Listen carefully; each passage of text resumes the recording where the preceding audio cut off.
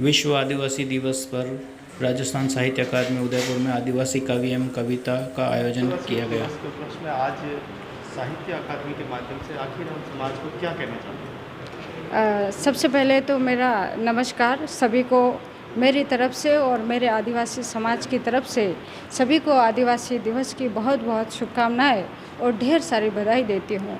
आज जो विश्व आदिवासी दिवस के उपलक्ष्य में यहाँ पर जो अध्यक्ष महोदय ने ये जो काव्य पाठ किया जिसका शीर्षक रखा था आदिवासी कवि एवं कविता, तो अध्यक्ष महोदय का ये एक लक्ष्य है कि हर क्षेत्र के व्यक्ति को शामिल करना और विशेषकर यहाँ जैसे डूंगरपुर, बांसवाड़ा, उदयपुर को भी अपन ले सकते हैं, प्रतापगढ़ का थोड़ा एरिया आता है, ये सारा आदिवासी क्षेत्र कहलाता है। जैसे दुलाराम जी यहाँ से हमारे डूंगरपुर आए थे तो उन्होंने देखा कि आदिवासी क्षेत्र है और आदिवासी जो लोग हैं उनका साहित्य के क्षेत्र में नहीं के बराबर भूमिका है। तो उन्होंने सबसे पहले तो उन आदिवासियों को ढूंढा जो आदिवासी लिखना पढ़ना जानते हैं। अभी उनका यही उद्देश्य है कि ज़्यादा से ज़्यादा यहाँ के लोग जो हैं जो लिखना जानते हो उन लोगों को साहित्य से जोड़ना और यहाँ की जो सभ्यता है, यहाँ की जो संस्कृति है, उस संस्कृति को सामने लाने की उनकी मंशा है और वो निरंतर ये प्रयास भी करते हैं। और हम लोग भी, जैसे मैं डूंगरपुर में निवास करती हूँ तो मैं भी ये प्रयास करती हूँ कि हमारे जो लोग हैं वहाँ पर साहित्य के क्षेत्र में उनकी भूमिका नहीं के बराबर है, 5% भूमिका आप मान सकते हैं। जैसे मैं भी हूँ डूंगरपुर में, तो एक काव्य गोष्ठी वगैरह होती है तो आदिवासियों में मैं अकेली ही हूँ वहाँ पर।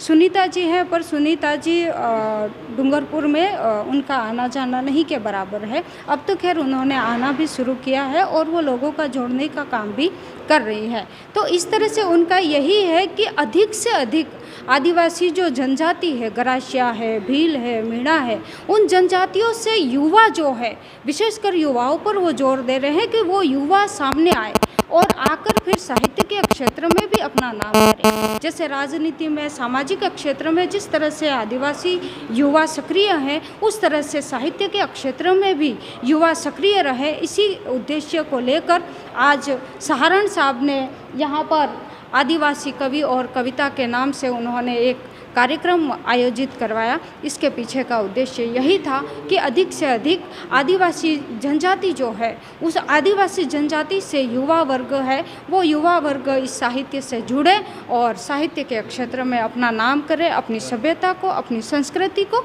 आगे लाए। आधुनिकता के युग में जहाँ समाज की बात करते हैं तो वहाँ प्रतिभाओं की कमी नहीं है। जी जी बिल्कुल। हर समाज में प्रतिभा होती है। आदिवासी जो पहले जुड़े होते थे जंगल जमीन, और आज की आधुनिकता को लेकर और आदिवासी का जो रुझान आपने बताया कि राजनीतिक क्षेत्र हो, साहित्यिक क्षेत्र हो या व्यापारिक क्षेत्र हो, तो आज आप आदिवासियों को कहाँ देखते हैं? देखिए, ऐसे देखा जाए जैसे अपन राजनीतिक क्षेत्र की बात करें तो राजनीति में एक सरपंच से लेकर एक राष्ट्रपति तक आदिवासी है। इसीलिए ये हम कभी नहीं कह सकते कि इसमें आदिवासी पीछे है। रही बात समाज की, तो आज समाज में हर कार्य आदिवासी की एकता के साथ किया जाता है। किसी की मृत्यु भी हो जाती है तो उसमें चाहे आर्थिक सहयोग हो, सामाजिक सहयोग हो या किसी प्रकार का सहयोग हो, सारा सहयोग सभी लोगों के मिलकर किया जाता है। रही बात साहित्य की, तो आदिवासी जो है वो थोड़ा सा अन्य जो जातियां हैं उनसे थोड़ा सा पीछे चल रहा है। मेरा सवाल आधुनिकता से जोड़ने की बात करें तो जैसे शिक्षा का जिस तरह से विकास हुआ, तो शिक्षा के विकास के साथ साथ आदिवासी आधुनिकता की ओर दौड़ रहा है। उस आधुनिकता की दौड़ में आदिवासी शामिल हो गया है। आज हमारे आदिवासी क्षेत्रों में आधुनिकता है उसकी छाप स्पष्ट रूप से दिखाई देती है। कैसे दिखाई देती है? आज आदिवासी के पास सुविधा की दृष्टि से जो भी भौतिक सुविधाएं हैं वो भौतिक सुविधाएं आदिवासियों के पास होने लगी है। बाइक है, कार है, घर में जो भी भौतिक सुविधाएं होनी चाहिए वो सारी सुविधाएं उनके पास है। आधुनिकता को अपन जैसे भाषा की दृष्टि से लिया जाए या शिक्षा की दृष्टि से लिया जाए तो आज आदिवासी अपने बच्चों को सरकारी स्कूल में न पढ़ाकर प्राइवेट स्कूलों में पढ़ाने लगा है, अंग्रेजी माध्यम में पढ़ाने लगा है।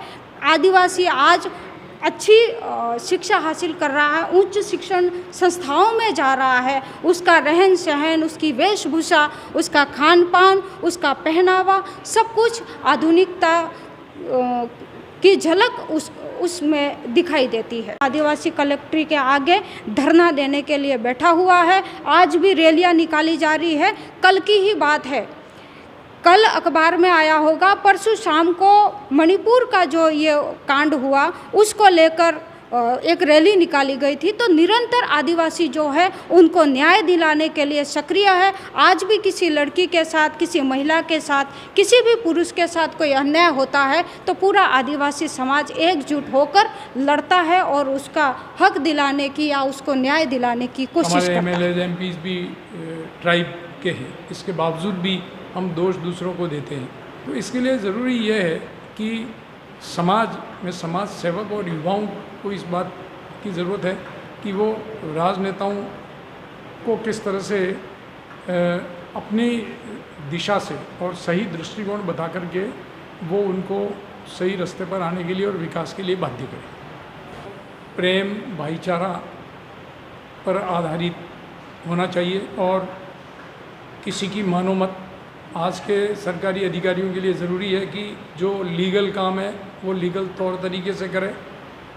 कोई कहे कुछ भी कहे, जो सही है वो काम करें, सबके काम होंगे, उससे विकास की धारा बहेगी। गलत नहीं करना चाहिए, कोई गलत नहीं करेगा और सही करेगा और सही रास्ते पर चलेगा तो उसका ट्रांसफ़र हो सकता है, उससे ज़्यादा कुछ नहीं हो सकता है। विकास का एक ही मार्ग है कि न तो कुछ आप अगर जब तक सेवा की सोचते हैं तो आप भ्रष्टाचार से मुक्त अपने आप को नहीं करेंगे। जब तक आपके संपर्क में आने वाले अपने अधिकारी कर्मचारी उनके लिए उदाहरण नहीं बनेंगे तब तक ये संभव नहीं है। आज की तारीख में सबका उद्देश्य क्या है? चाहे नौकरी में प्रवेश करो, चाहे राजनीति में प्रवेश करो, अच्छा खासा पैसा खर्च करो और फिर उन पदों पर आकर के कैसे आप सेवा दे सकते हो, ये सोचने की बात है। और ऐसी स्थिति में मेरी दृष्टि से ये बहुत ज़रूरी है कि बेबाक होने चाहिए सारे प्रशासक, सारे कर्मचारी, अधिकारी, और उनको चिंता नहीं करनी चाहिए ट्रांसफ़र पोस्टिंग की। ये दृष्टिकोण होगा तब तो समाज और राष्ट्र का और देश का और हमारे प्रदेश का विकास हो सकता है। हम रिटायर्ड IG और पूर्व कुलपति